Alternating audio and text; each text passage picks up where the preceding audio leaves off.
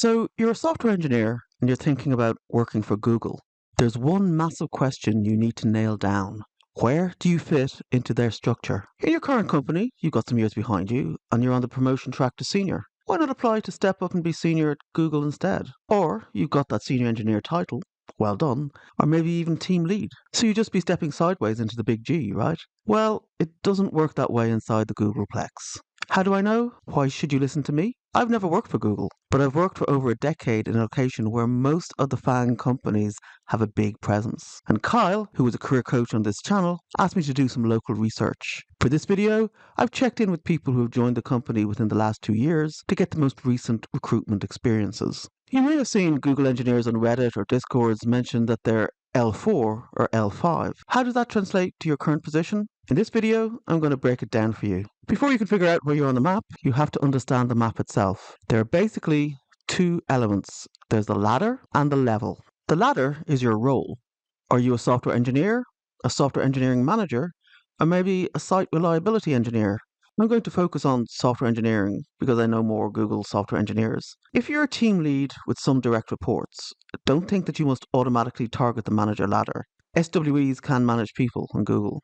The distinction, and they do keep a sharp eye on it, is your time allocation.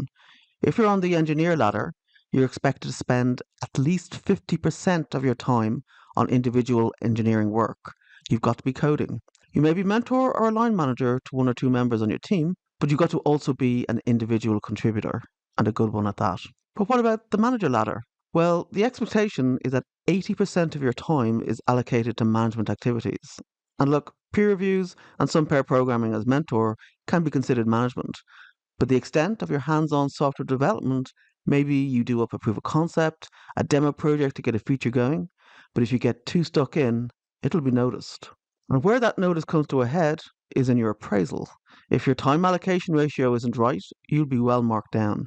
Now, it's not the end of the world. If you're good, there's likely an option to step off the managerial ladder and onto an engineer step. But will it be at the same level? Wait, we haven't discussed levels. And that's the rest of this video. The level is that famous L number. It represents your rung on the ladder. Here's the breakdown of the software engineer ladder. Most people coming into Google from outside land somewhere between L4 and L6. But let's start at the beginning, which is L2. Those are the interns, usually in the final year of their degree. But what about L1? I've never met one in the wild. It might be high school work placement. It's irrelevant for us. So L3 is the entry-level starter job. These are the new grads fresh out of college. A PhD might come in at L4. L4 is junior in Google. It's from 1 to 5 years of industry experience. If you have 4 years industry experience elsewhere and you've got a senior title, you likely land on the L4 rung in Google. I'll get into that more later. So what does an L4 do? At this stage, you're expected to work independently on well-defined projects. You solve problems and develop features without hand-holding, but the requirements, they're pretty clear. That's because the L5s have likely been involved in making them so. The L5, that's a senior software engineer in Google, and it is a big jump from L4 to L5. It's not just that the problems are more complex, they're messy, ill-defined, and you're the one who has to figure out what's really needed, how to architect and structure your solution, and deliver it. You may have a couple of reports who you are supervising and mentoring, but you still have to deliver on your own autonomous work. In terms of years of experience, we're talking 6 to 9 years minimum to enter at this level. I will say that if you join Google at L4 and work your way up to L5, that level may be where you stay for a long and well-paid career. Statistically, most Google software engineers are L5. Because the next level, L6, is kind of like a different ladder, although Google doesn't see it like that. L6 is a staff software engineer, with L7 as senior staff. At this level, you're leading strategy across multiple teams, across multiple divisions. So now let's tackle some myths that can destroy your chances of getting the Google ticket. Myth number 1, your senior title elsewhere matters. You've worked hard in your career to win that senior title at your current company, but it won't just simply translate to a Google level. And that's not Google's fault. Every company has the recruiting challenge of what's known as title inflation. Are you a senior at a 50-person startup with a tech crew of about 6 people? I've been there. Or maybe you're a team lead at a larger company where the systems haven't changed in 20 years, and you manage a few grads to keep the plates spinning. The tech industry is swimming in title inflation. Google recruiters are trained to see right through that. They don't really care about the title on your resume. They'll dig for the scope of your work. So, in summary, don't assume your senior title puts you on the L5 rung. It may not. That's number two. Years of experience is equal to the level. Aside from your title, don't think that your level is a simple formula based on time served. I've given you some sample year ranges in the video, but 2 years doesn't automatically mean L4 and 5 years doesn't guarantee L5. For Google recruiters, it's not about the number of years, it's all about the impact you had in those years. And that's what they'll want to dig into. Let's say you have 5 years solid experience behind you. Is that really 5 years, or is it 2 years plus 3 times 1 years? In other words, for the last 3 years, have you been doing the same thing? Let's say you implemented a particular feature like currency conversion for one application. Did you spend 3 years sequentially doing the same work across the company's suite of applications? But let me flip this so I'm not being too negative. Inside Google, the recruitment process puts huge emphasis on what they call your trajectory. So, did you start as an intern and now you're a key contributor to large complex projects? Or you started developing small components under the watchful eye of your team lead, and now you're driving major features from idea to launch. That is a normal trajectory for good engineers. You just have to tell that story. And by the way, it's a bonus if your work made your employers money. I mentioned telling a story, so let me move on to the key part of Google recruitment, the interview. Forget your title for a moment. Forget the exact number of years in your resume. The interview is where Google calibrates every single candidate against their internal standard.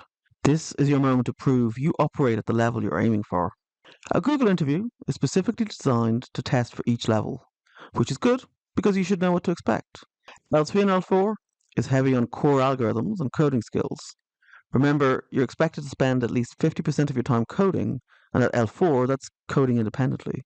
L5 will certainly rate your coding skills, but you're supposed to deliver at a higher level.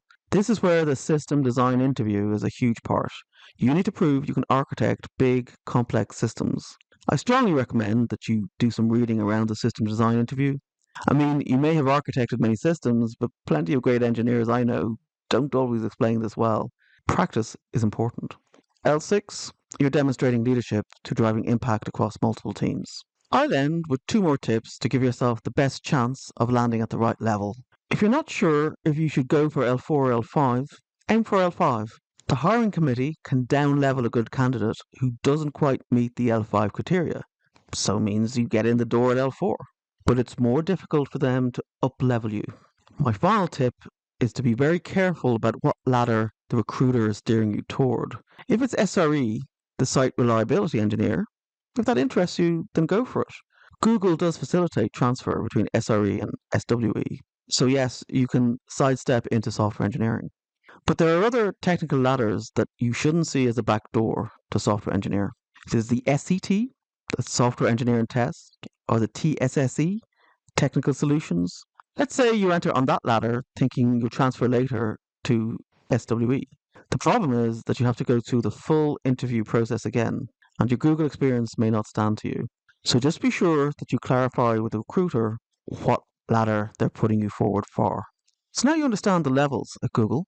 I'm going to hand over to Kyle, who's the career coach. Thanks for that breakdown, Margaret. Now, I know what many of you are thinking. But Kyle, what about all the layoffs? Look, it's true, there have been layoffs across big tech, including at Google. But here's what many people don't realize. Even with workforce reductions, Google still needs to hire. They're constantly replacing talent, filling critical roles, and building new teams for emerging projects. See these open positions? This isn't just for show. Companies like Google operate on what I call the talent refresh cycle. People leave for startups, retire, move to different companies. Plus, there are always new initiatives that need specific expertise. If you're serious about landing one of these positions, you need more than just technical skills. You need to understand how to tell your story, how to demonstrate impact at the right level, and how to ace those specific interview formats. I'll be covering all this in upcoming videos on this channel. Specifically, I'll be sharing strategies for crafting your resume to highlight the impact Google cares about, preparing for those algorithm and system design interviews, negotiating your level and compensation package, and much more. So hit that subscribe button and turn on notifications, because when it comes to landing a job at Google, preparation is everything.